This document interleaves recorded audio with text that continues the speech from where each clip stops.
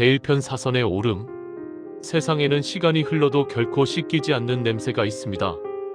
제게는 북한산의 그 차가운 흙 냄새와 비릿한 쇠 냄새가 그렇습니다. 사람들은 묻습니다. 10년이나 지난 일을 왜 이제야 꺼내느냐고. 하지만 제게 그 시간은 멈춰버린 시계 바늘과 같습니다. 10년 전 대한민국을 뒤흔들었던 그 사건을 기억하시나요? 뉴스에서는 친족 간의 재산 다툼으로 인한 비극적인 동반 자살이라고 말했죠. 하지만 저는 압니다. 그날 밤 산 위에서 실제로 무슨 일이 있었는지. 제 이름은 강민우.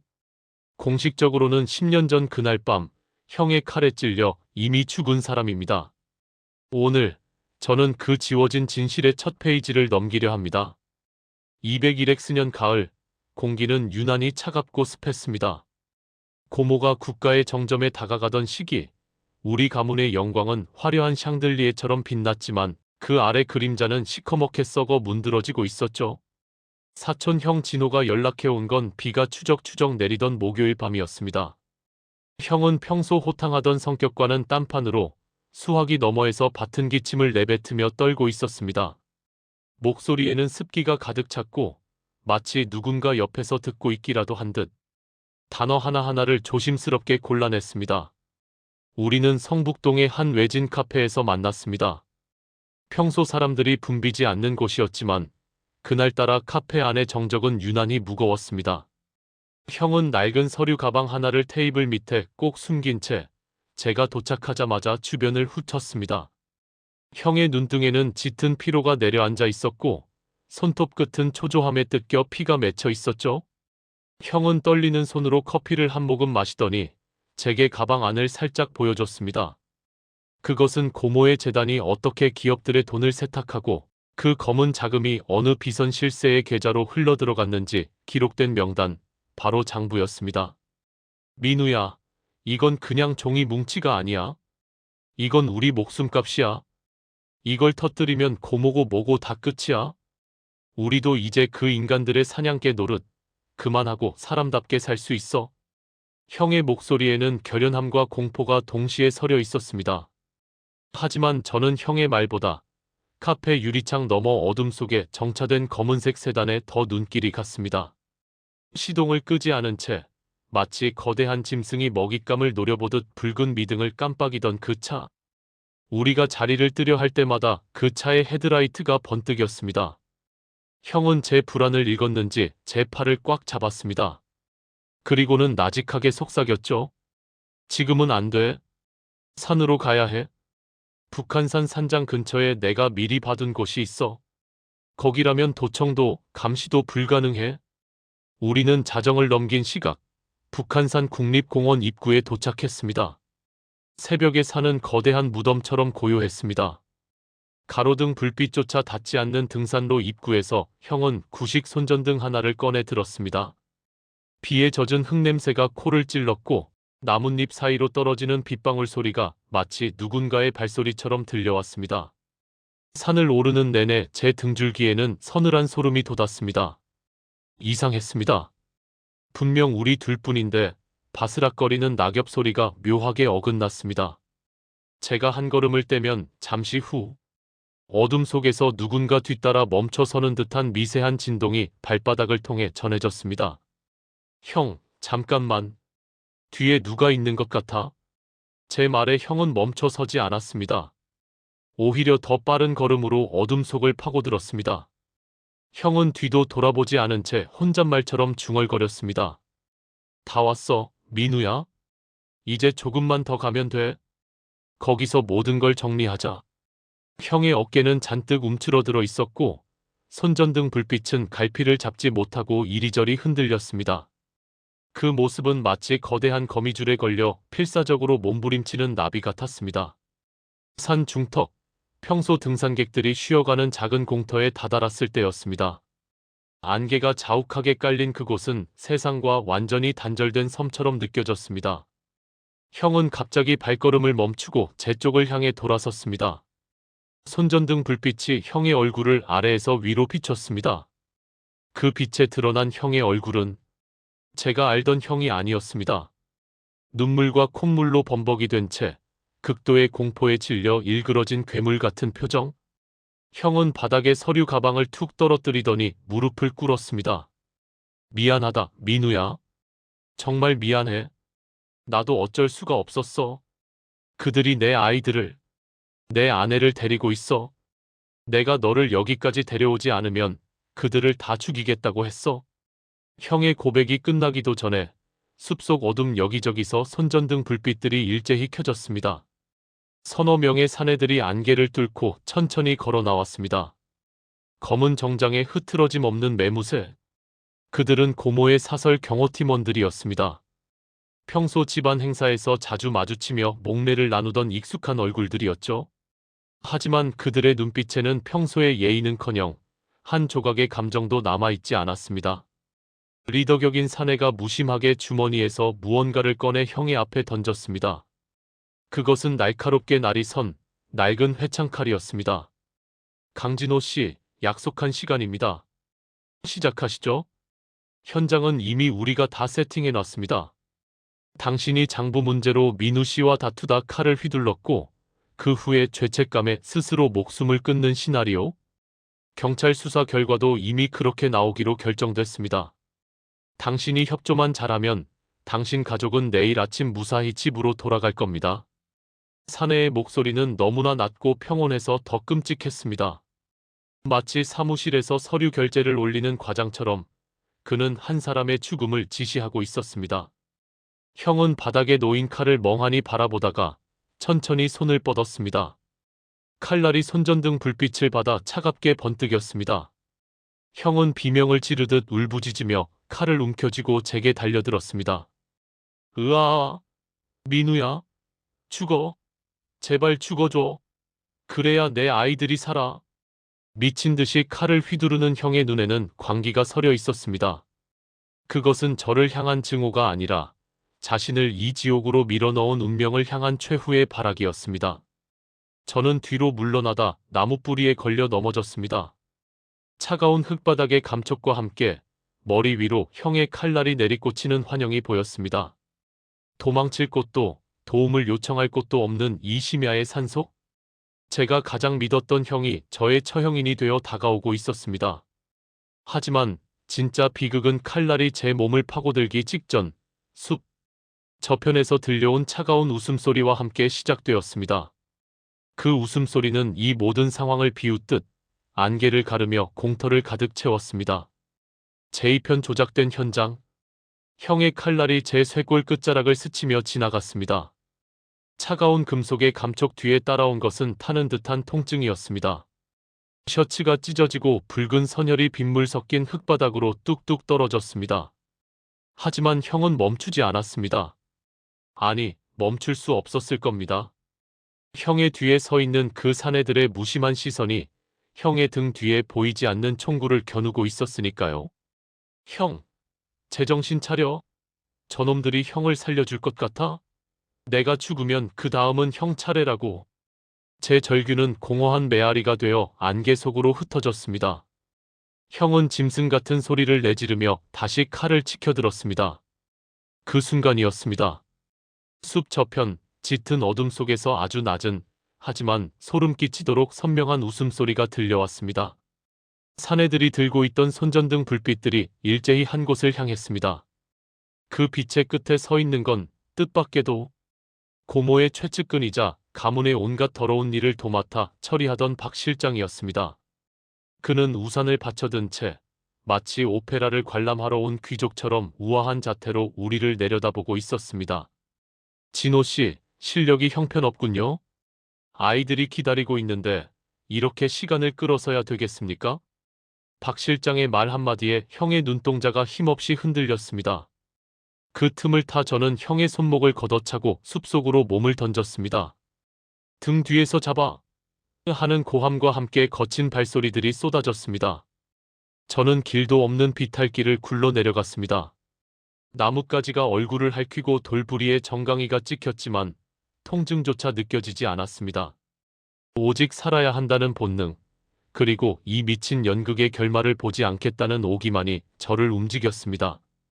하지만 산은 이미 그들의 거대한 요새였습니다. 10분도 채 못 가 저는 벼랑 끝에 몰렸습니다. 아래는 시커먼 낭떠러지였고 뒤에는 손전등 불빛을 앞세운 사내들이 저를 포위해왔습니다. 박 실장이 천천히 다가와 제 앞에 섰습니다. 그는 제 주머니를 뒤져 형에게서 받았던 그 장부를 꺼냈습니다. 그리고는 보란듯이 라이터를 켜 그 종이 뭉치를 불태우기 시작했습니다. 민우 씨, 당신이 믿었던 진실은 이렇게 허무합니다. 이제 세상은 당신이 본 것 대신 우리가 보여주는 것만을 믿게 될 겁니다.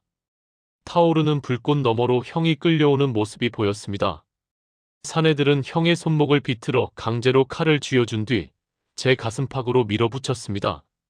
형의 눈에는 이미 초점이 없었습니다. 박 실장은 제 귓가에 대고 낮게 속삭였습니다. 걱정 마십시오. 내일 아침 당신들은 동반 자살한 비극의 주인공으로 기록될 겁니다. 유서도 이미 필적 감정까지 완벽하게 통과할 수준으로 준비해뒀으니까요. 그들이 제 목을 조르고 형의 칼을 제 심장 근처로 유도하던 그때 멀리 산 아래에서 사이렌 소리가 들려왔습니다. 진짜 경찰일까요? 아니면 구원자일까요? 하지만 박 실장의 입가에 걸린 미소를 본 순간 저는 그것이 구원이 아님을 직감했습니다. 도착한 것은 경찰차가 아니라 사설 구급차 한 대와 번호판이 가려진 경찰 순찰차였습니다. 그 안에서 내린 자들은 제복을 입고 있었지만 그들의 눈빛은 경호팀 사내들과 다를 바 없었습니다. 그들은 익숙한 솜씨로 현장을 재구성하기 시작했습니다. 형의 시신 옆에 빈 술병을 던져놓고 제 옷에는 억지로 약물을 묻혔습니다. 심지어 한 경찰은 제 주머니에 미리 준비한 가짜 유서를 찔러 넣기도 했습니다. 모든 것이 기계적으로 아주 정교하게 조작되고 있었습니다. 국가의 공권력이 한 개인의 죽음을 지우고 새로 쓰기 위해 조직적으로 움직이는 그 광경은 제가 평생 보아온 그 어떤 공포 영화보다 잔혹했습니다.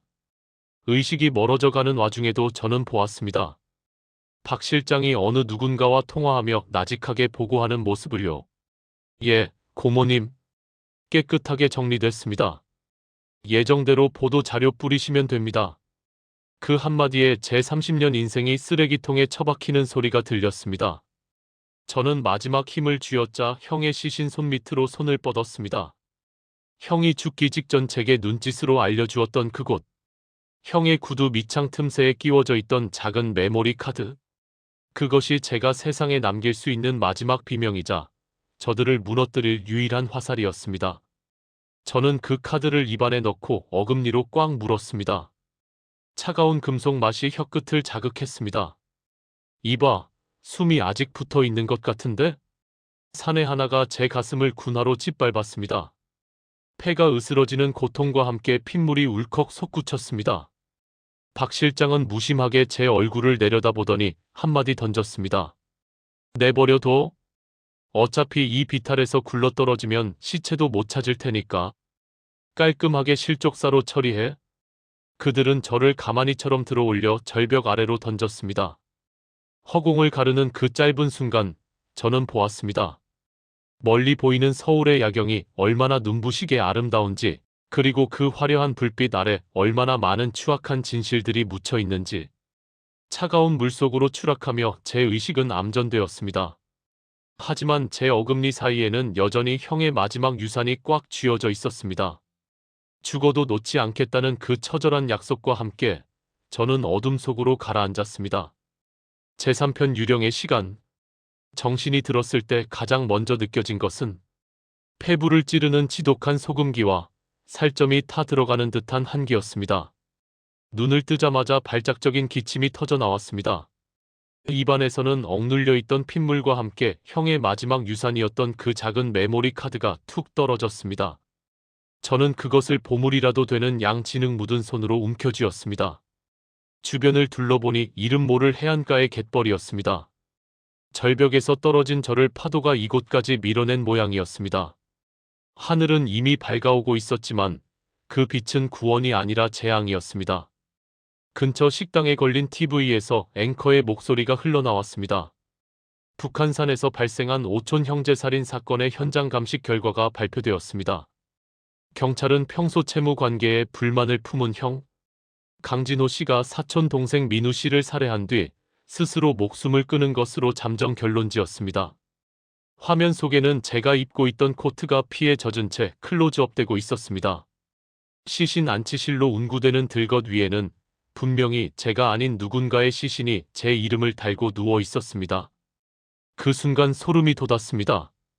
그들은 저를 죽이는데 실패했지만 사회적으로는 이미 완벽하게 매장해버린 것입니다.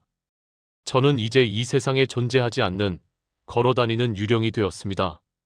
저는 10년 동안 그림자로 살았습니다. 신분증도 이름도 과거도 없는 삶. 낮에는 공사장 인부로, 밤에는 폐지 수집가로 연명하며 철저히 자신을 지웠습니다. 가끔 거울을 볼 때면 그 안에는 제가 알던 강민우가 없었습니다. 퀭한 눈등과 깊게 팬 주름, 그리고 증오로 뒤덮인 짐승 같은 사내만이 서 있었죠. 하지만 그 10년은 그저 버티는 시간이 아니었습니다. 저는 형이 남긴 메모리 카드를 수천 번, 수만 번 분석했습니다. 그 안에는 고모의 비자금 장부보다 훨씬 더 끔찍한 것이 들어 있었습니다. 그것은 권력의 심장부로 향하는 침묵의 지도였습니다. 누가 돈을 받았고, 누가 현장을 조작했으며, 누가 이 진실을 덮기 위해 영혼을 팔았는지. 그 리스트에 적힌 이름들을 하나하나 지워나가는 것이 제 유일한 생존 이유였습니다. 그러던 어느 날, 저는 은신처 근처에서 저를 미행하는 시선을 느꼈습니다. 고모의 경호팀일까? 아니면 또 다른 처리반일까? 저는 골목 끝으로 그를 유인해 목을 움켜쥐었습니다. 그런데 제 손에 잡힌 자의 눈에는 사리가 없었습니다. 대신 깊은 슬픔과 함께 뜻밖의 말이 흘러나왔습니다.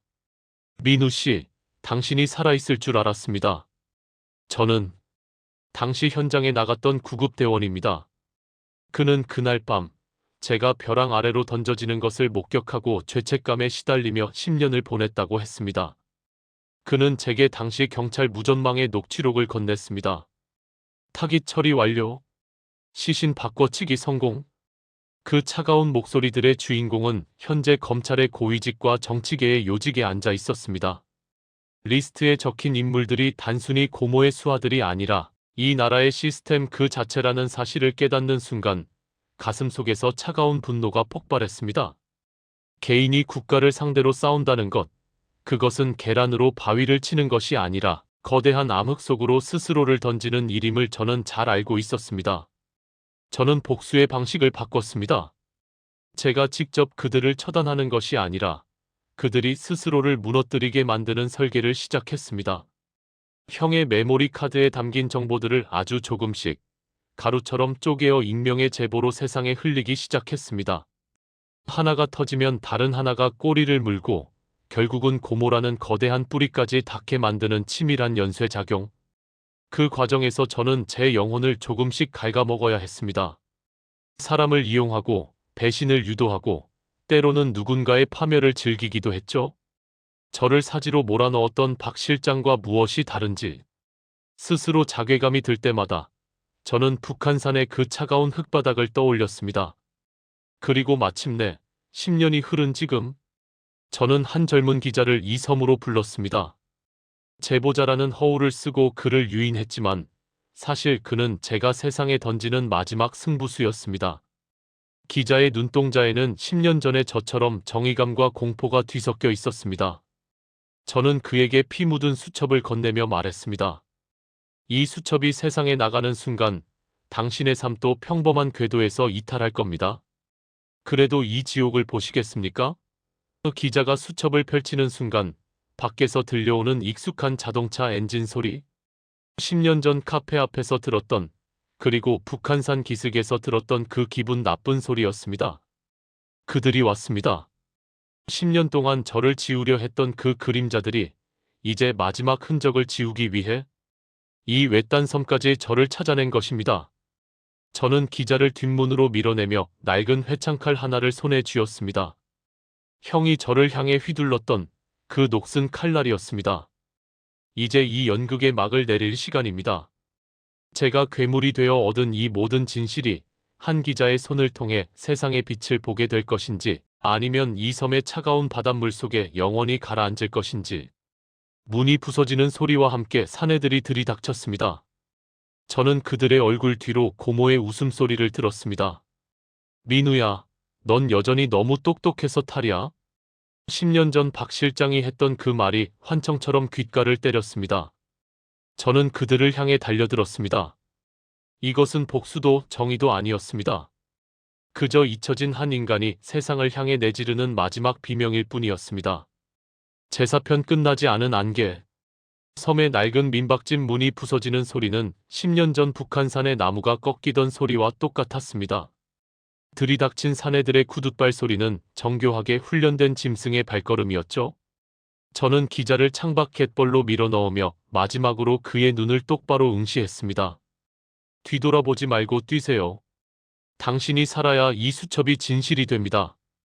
기자의 눈에 고인 공포가 결의로 바뀌는 순간을 확인하고 저는 문을 박차고 들어오는 그림자들을 향해 몸을 날렸습니다.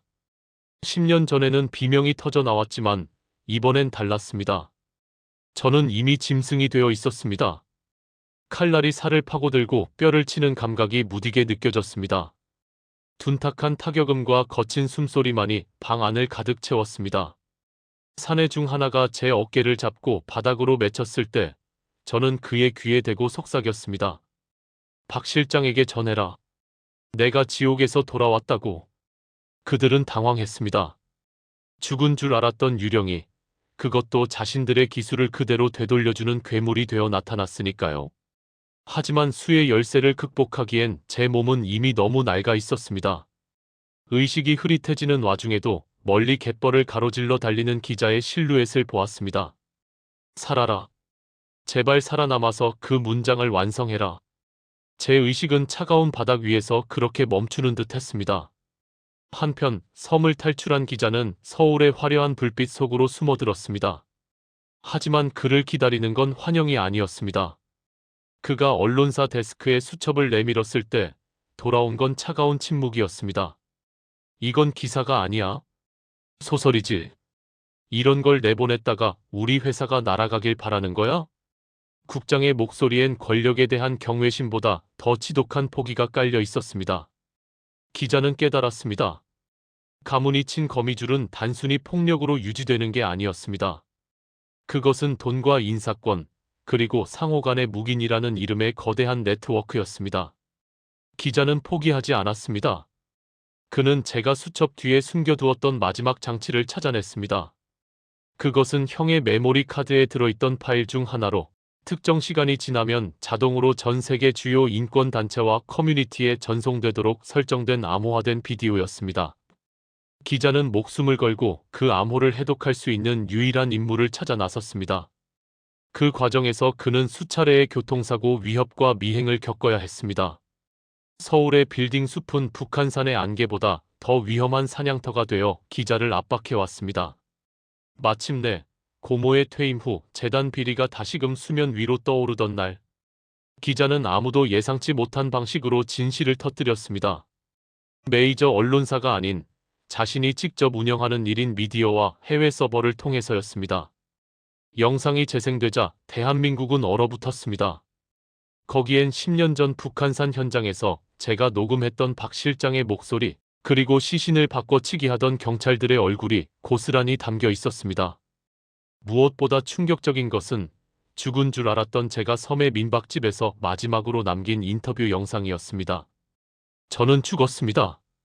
하지만 진실은 죽지 않습니다. 당신들이 묻어버린 것은 제 몸뚱아리가 아니라 당신들 자신의 양심입니다. 여론은 들끓었습니다. 재수사를 촉구하는 목소리가 청와대 게시판을 뒤덮었고 당시 사건을 은폐했던 인물들이 하나둘 검찰에 소환되기 시작했습니다. 하지만 권력은 쉽게 무너지지 않았습니다. 핵심 증거였던 제 수첩은 검찰 압수수색 과정에서 의문의 화제로 소실되었고 증언을 약속했던 구급대원은 실종되었습니다. 박 실장은 해외로 도주했다는 짧은 소식만을 남긴 채 증발해버렸죠. 거대한 바위에 균열은 냈지만 바위를 부수는 데는 실패한 듯 보였습니다.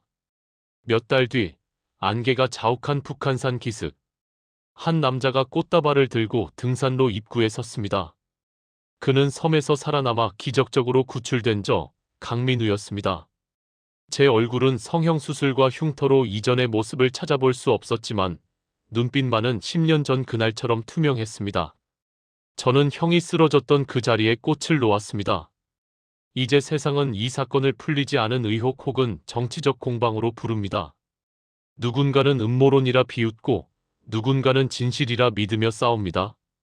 저는 산을 내려오며 제 주머니 속에 든 마지막 물건을 만졌습니다. 그것은 박 실장이 해외로 도피하기 직전 제게 보낸 짧은 쪽지였습니다. 민우야, 내가 이긴 것 같지? 안개는 거치는 게 아니라 잠시 자리를 옮길 뿐이다. 저는 그 쪽지를 찢어 바람에 날려보냈습니다. 그리고 기자가 쓴 마지막 기사의 댓글을 읽었습니다. 진실이 무엇인지 이제 중요하지 않다. 우리가 이 이야기를 잊지 않는다는 사실 자체가 무기다. 저는 이제 다시 유령으로 돌아갑니다. 하지만 이전과는 다릅니다. 이제 저는 혼자가 아닙니다. 진실을 목격한 수많은 눈이 저와 함께 어둠 속을 응시하고 있으니까요. 북한산의 밤은 여전히 차갑고 안개는 여전히 짙습니다. 하지만 그 안개 속에서 누군가는 반드시 길을 찾을 것입니다. 묻혀진 사건은 결코 사라지는 것이 아니라 누군가 꺼내주길 기다리며 숨을 죽이고 있을 뿐입니다.